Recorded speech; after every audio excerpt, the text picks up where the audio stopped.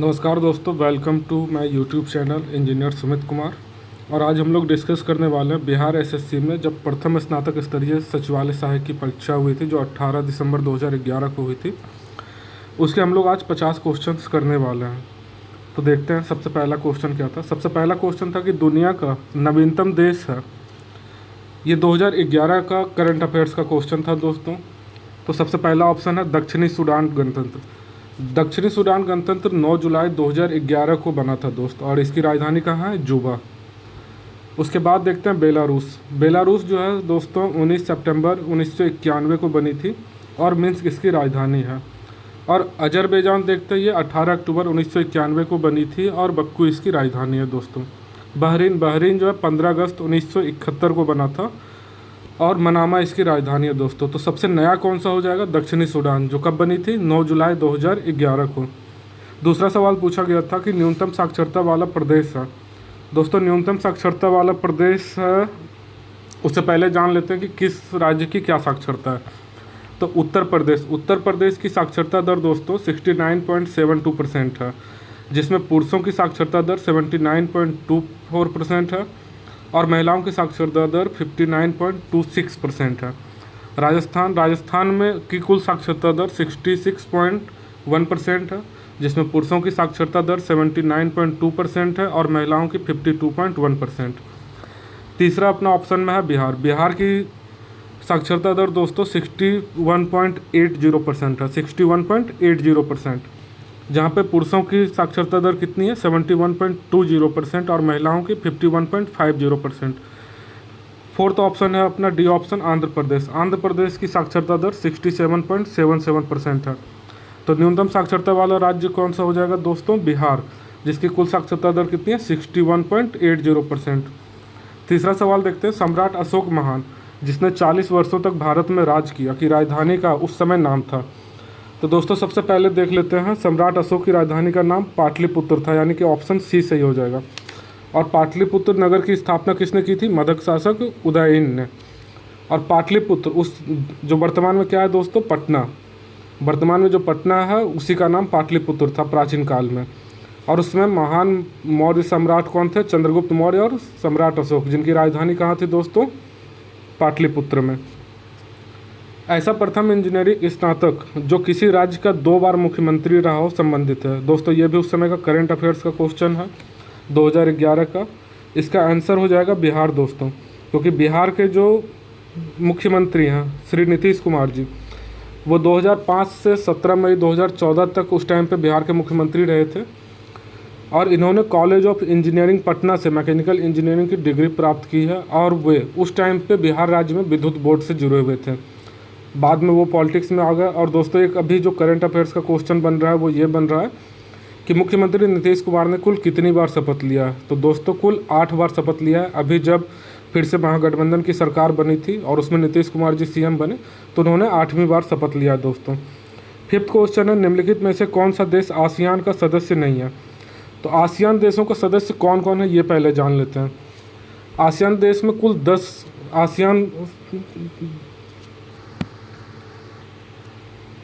जो है कुल 10 देशों का संगठन है। इसमें Brunei, Darussalam, Cambodia, Indonesia, Laos, Malaysia, Myanmar, Philippines, Singapore, Thailand और वियतनाम शामिल है। तो ऑप्शन में वियतनाम दिख रहा है, ब्रुनेई दारुसलाम दिख रहा है, म्यांमार दिख रहा है, बांग्लादेश नहीं दिख रहा है। तो कौन सा सदस्य देश नहीं है दोस्तों? तो आंसर हो जाएगा बांग्लादेश, ऑप्शन सी। 6 क्वेश्चन है, उस राज्य का नाम बताएं जहाँ से भारत के प्रथम राष्ट्रपति चुने गए थे। दोस्तों भारत के प्रथम राष्ट्रपति डॉक्टर राजेंद्र प्रसाद था और उनका जन्म बिहार में हुआ था। बिहार में कहाँ पे? तो सिवान जिले के जीरादेई नामक एक गांव है वहीं पे। और वे 26 जनवरी 1950 से लेकर 13 मई 1962 तक जो है भारत के राष्ट्रपति रहे। और कुल कितनी बार राष्ट्रपति पद पे रहे वो? 2 बार दोस्तों। तो इसका सही आंसर क्या हो जाएगा? Option D Bihar. सिखों के 10वें गुरु गोविंद सिंह का जन्म हुआ था। दोस्तों सिखों के 10वें गुरु गोविंद सिंह का जन्म हुआ था 22 दिसंबर 1666 में। कहाँ पे? पटना में। और उनके बचपन का नाम गोविंद राय था। और उनके पिता जो है दोस्तों गुरु तेग बहादुर, वो भी सिखों के 9वें गुरु थे। तो इसका सही आंसर हो जाएगा ऑप्शन सी पटना। वर्ष 1946 में गठित अंतरिम सरकार में डॉक्टर राजेंद्र प्रसाद को किस विभाग के मंत्री के रूप में चुना गया था? दोस्तों जो वर्ष 1946 में अंतरिम सरकार का गठन हुआ था, जो 2 सितंबर 1946 को हुआ था पंडित जवाहरलाल नेहरू के नेतृत्व में। उसमें कुल 12 मंत्री थे और 12 मंत्री में डॉक्टर राजेंद्र प्रसाद को खाद्य और कृषि मंत्रालय मिला था दोस्तों। और बाद में जब 11 दिसंबर 1946 को डॉक्टर राजेंद्र प्रसाद को क्या किया गया, संविधान सभा का अध्यक्ष भी चुन लिया गया था दोस्तों। 9वां क्वेश्चन है अपना, वैश्विक तापमान के बढ़ने की समस्या से निपटने के लिए अपने लोगों पर कार्बन कर लगाए जाने का प्रस्ताव करने वाला विश्व का पहला देश निम्न में से कौन सा है? तो दोस्तों इसका आंसर हो जाएगा न्यूजीलैंड, क्योंकि वर्ष 2005 में न्यूजीलैंड जो है वो विश्व का पहला ऐसा देश बन गया जिसने ग्लोबल वार्मिंग के संभावित खतरे को देखते हुए कार्बन उत्सर्जन करने पर कर लगाने का फैसला लिया था। हालांकि नई सरकार ने यह देखते हुए कि कर लगाने के बावजूद वातावरण में कार्बन उत्सर्जन की मात्रा कम नहीं हो पाई है, तो कर लगाने का निर्णय वापस ले लिया था दोस्तों। तो इसका सही आंसर हो जाएगा न्यूजीलैंड, ऑप्शन डी। अगला सवाल देखते हैं 10 नंबर, निम्नलिखित में से किस क्षेत्र में वर्ष 2005 में इंदिरा गांधी परमाणु अनुसंधान केंद्र ने उल्लेखनीय उन्नति की?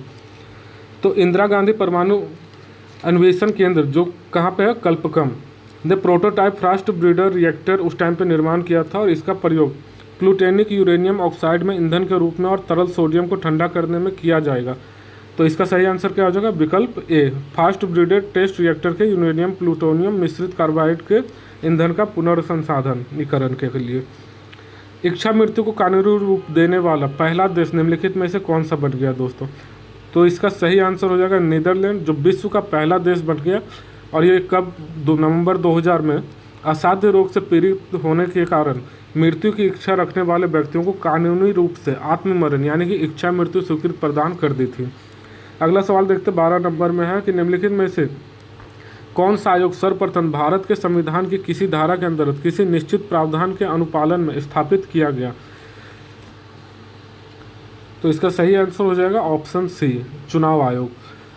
क्योंकि क्या हुआ था दोस्तों कि भारतीय निर्वाचन आयोग जिसकी स्थापना संविधान की धारा 324 के अंतर्गत 25 जनवरी 1950 को की गई थी और संविधान की यह धारा चुनाव आयोग को भारत में राष्ट्रपति एवं उपराष्ट्रपति, संसद के दोनों सदनों के चुनाव स्वतंत्र एवं निष्पक्ष से कराने, निर्धारित करने एवं नियंत्रित करने की शक्ति प्रदान करता है।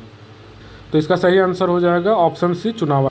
अगला सवाल है, विश्व आर्थिक फोरम की वार्षिक बैठक का स्थल दावोस कहाँ पर है? तो दावोस दोस्तों स्विट्जरलैंड में, जहाँ पे विश्व आर्थिक फोरम की बैठक हुई थी। और दावोस जो है दोस्तों प्रतिगो जिले में स्थित एक नगर पालिका है जो ग्रांड लंदन का एक प्रांत है और ये स्विट्जरलैंड में है। यह लैंड व सैर नदी पर स्थित है जो स्विट्जरलैंड की पर्वतमाला में शामिल है। अगला सवाल है, ओलंपिक खेलों में किस खेल के लिए बाल वारकर कप प्रदान किया जाता है? तो ये दोस्तों मुक्केबाजी के लिए प्रदान किया जाता है। और बाल वारकर ट्रॉफी जो बाल वारकर नाम से मशहूर मुक्केबाज के नाम पर प्रत्येक साल ओलंपिक खेलों में विशिष्ट प्रदर्शन करने वाले मुक्केबाजों को प्रदान की जाती है। और इस ट्रॉफी की शुरुआत दोस्तों 1936 में पहली बार हुई थी। 15 नंबर का सवाल है दोस्तों, प्राचीन नगर तक्षशिला निम्नलिखित में से किन के बीच में स्थित है? तो ये दोस्तों सिंधु और झेलम के बीच में स्थित है। अगला सवाल है, निम्नलिखित में से कौन सा विद्रोह बंकिम चंद्र चटर्जी के उपन्यास आनंद मठ के द्वारा प्रसिद्ध हुआ था? तो ये था दोस्तों सन्यासी विद्रोह। 18वीं सदी के अंत में सन्यासी विद्रोह की पृष्ठभूमि पर आधारित आनंद मठ का प्रकाशन जो 1882 ईस्वी में हुई थी, ये भारत के राष्ट्रीय गीत वंदे मातरम को सर्वप्रथम इसी उपन्यास में प्रकाशित किया गया था दोस्तों।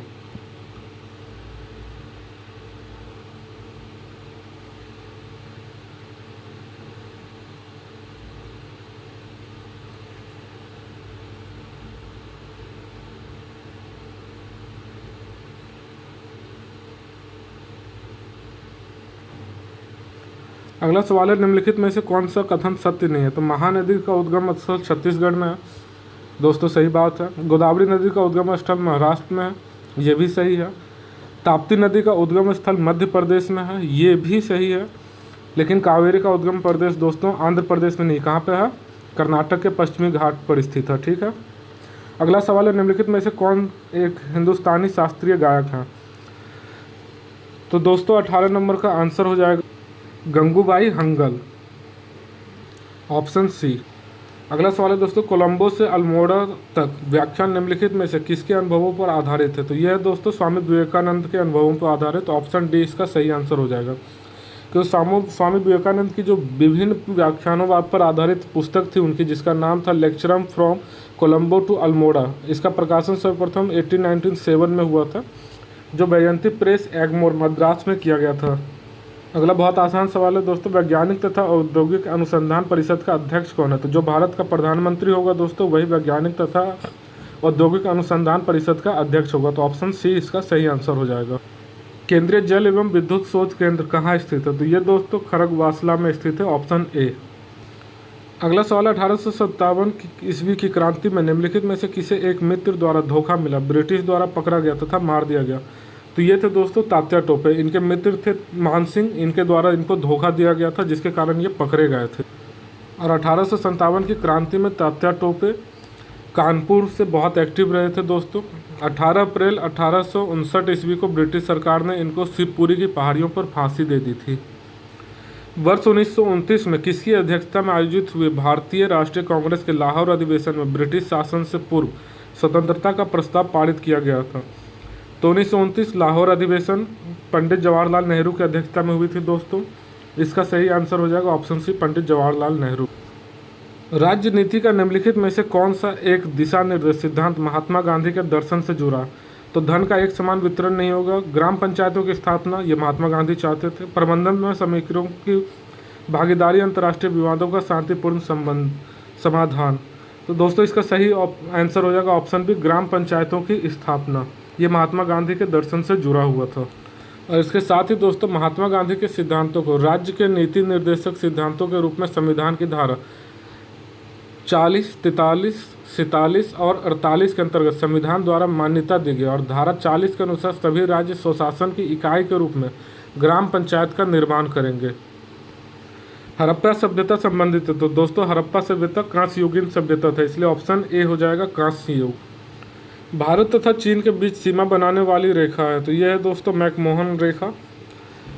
मैकमोहन रेखा जो है दोस्तों वो एक्चुअली में भारत और तिब्बत के बीच बना था, लेकिन जब तिब्बत पे चीन ने कब्जा कर लिया तो ये भारत और चीन का बॉर्डर हो गया, बॉर्डर रेखा। और दोस्तों भारत और चीन के बीच जो मैकमोहन अंतर्राष्ट्रीय नियंत्रण सीमा रेखा है, जो भारत के अरुणाचल प्रदेश और चीन के दक्षिणी तिब्बत को एक दूसरे से अलग करता है। इस सीमा रेखा का निर्धारण 27 अप्रैल 1914 को शिमला समझौता के अंतर्गत तिब्बत और ग्रेट ब्रिटेन द्वारा किया गया था। नीचे दी गई प्रमुख घटनाओं का सही तिथि क्रम क्या है? दोस्तों इसका सही तिथि क्रम हो जाएगा 2, 4, 3, 1। मैं साल भी सबका बता देता हूँ। पोखरण 1 परीक्षण जो है मई 1974 ईस्वी में हुआ था। SLV-3 का प्रक्षेपण 10 अगस्त 1979 ईस्वी को हुआ था। बांग्लादेश की स्थापना दोस्तों 16 दिसंबर 1971 को हुई थी। और सिक्किम भारतीय संघ का जो 22वां राज्य बना था वो बना था 16 मई 1975 ईस्वी को। अगला सवाल है, निम्नलिखित में से किन देशों के समूह से भूमध्य रेखा गुजरती है? दोस्तों भूमध्य रेखा Colombia, Kenya, Indonesia, option B इससे गुजरेगी। मैं बता भी देता हूँ किन किन देशों से भूमध्य रेखा गुजरती है। भूमध्य रेखा दोस्तों 13 देशों से गुजरती है, जिसमें Ecuador, Colombia, Brazil, Sao Tome और प्रिंसिप, गेबन, कांगो गणराज्य, लोकतांत्रिक कांगो गणराज्य, Uganda, Kenya, Somalia, Maldives, Indonesia और करावती शामिल है दोस्तों। अगला सवाल है, चीनी तीर्थयात्री ह्वेनसांग ने भारत का भ्रमण किया, तो ये आया था हर्षवर्धन के शासनकाल में दोस्तों। अगला सवाल है, पूर्ण क्रांति का आह्वान किया गया, तो ये किया गया था दोस्तों ऑप्शन डी, जयप्रकाश नारायण के द्वारा। जयप्रकाश नारायण ने इंदिरा गांधी सरकार के विरुद्ध समाज में परिवर्तन लाने के उद्देश्य से संपूर्ण क्रांति नामक आंदोलन की वकालत की थी।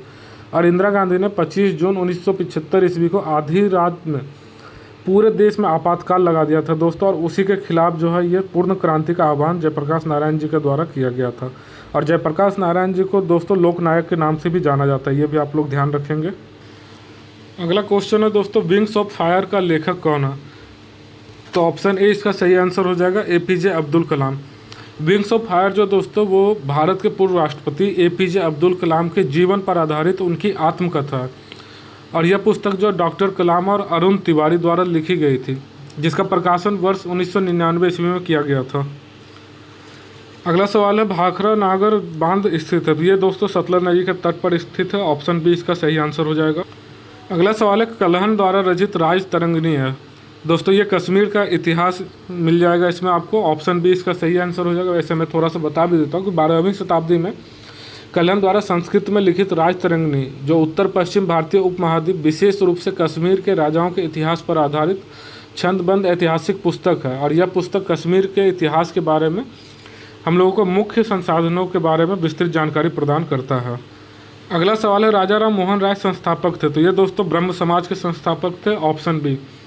ब्रह्म समाज की स्थापना कब हुई थी? तो 20 अगस्त 1828 ईस्वी को। किसके द्वारा? राजा राम मोहन राय और देवेंद्र नाथ टैगोर के द्वारा। ब्रह्म समाज के द्वारा 19वीं शताब्दी में बंगाल में पुनर्जागरण आरंभ किया गया था और इसका उद्देश्य था हिंदू समाज में फैले धार्मिक अंधकारों को दूर करना और शिक्षण प्रणाली को विकसित करना दोस्तों। तो इसका सही आंसर हो जाएगा ऑप्शन बी, ब्रह्म समाज। अगला सवाल है, मैग्नॉट रेखा किन देशों के मध्य स्थित है? तो ये दोस्तों फ्रांस और जर्मनी के मध्य। वर्ष 1930 में फ्रांस ने मैग्नॉट रेखा का निर्माण किया था और इसका उद्देश्य जर्मनी सेना को अपने सीमा क्षेत्र में प्रवेश करने से रोकना था। आगे अगला सवाल देखते हैं दोस्तों, सतलज नदी का उद्गम है। तो ये आप सबको पता होगा दोस्तों कि सतलज नदी का उद्गम स्थल जो है वो राखसताल झील है। और राखसताल झील कहाँ स्थित है? चीन में। तो इसका सही आंसर हो जाएगा ऑप्शन बी, चीन। अगला सवाल है, भारतीय संविधान सभा के भारतीय राष्ट्रीय ध्वज की रूपरेखा को अंगीकार किया गया था? ये दोस्तों किया गया था 22 जुलाई 1947 ईस्वी को। ऑप्शन डी इसका सही आंसर हो। भारतीय राष्ट्रगान पहली बार गाया गया था? दोस्तों भारतीय राष्ट्रगान जन गण मन पहली बार 27 दिसंबर 1911 को भारतीय राष्ट्रीय कांग्रेस के कलकत्ता अधिवेशन में गाया गया था। और भारतीय संविधान सभा द्वारा आधिकारिक रूप से इसे कब लिया गया था? 24 जनवरी 1950 ईस्वी को भारतीय राष्ट्रीय गान के रूप में मान्यता मिली थी। तो इसका सही आंसर हो जाएगा ऑप्शन बी, 1911 ईस्वी।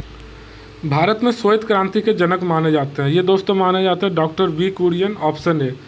डॉक्टर वी कुरियन यानी कि वर्गीज कुरियन। डॉक्टर वर्गीज कुरियन को भारत में श्वेत क्रांति का जनक माना जाता है। इन्होंने भारत और अमेरिका को पीछे छोड़ते हुए